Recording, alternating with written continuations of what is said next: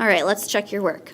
First thing you should have done was subtract 9 from both sides, which gives you y minus 9 equals 3x plus 18, 3x squared plus 18x. Then we need to factor 3 out of the x squared and x term and leave spot for our perfect square. And on the other side, we need to add 3 times that perfect square.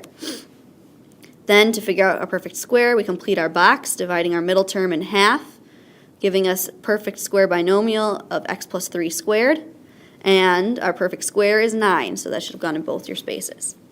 Then combining our constants, 3 times 9 is 27, minus 9 is 18, so we have y plus 18. And on this side, the 3 stays out front, and this x squared plus 6x plus 9 we rewrite as x plus 3 squared. Then we just need to get y by itself, so we subtract 18 from both sides, giving us our final equation.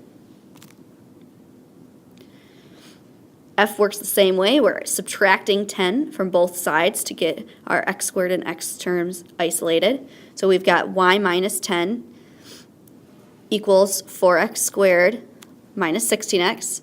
Then we need to factor out our 4, okay, and leave room for our perfect squares. So on the right side, that means we have y minus 10 plus 4 times our perfect square. And on the other side, we factor out the 4, leaving x squared minus 4x plus our perfect square. Okay. Then we complete our box to find what the perfect square is.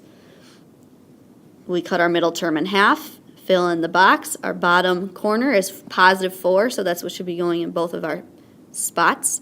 And then we can replace x squared minus 4x plus 4 with x minus 2 squared. Okay. On the left side, combining our constants, 4 times 4 is 16, plus a negative 10 is 6. So we've got y plus 6 equals 4 times x minus 2 squared. And lastly, to get y alone, we subtract 6 from both sides. And we have our final equation. Remember, if you have any questions on any of the notes, make sure that you are asking Ms. Kimmel for help next class period.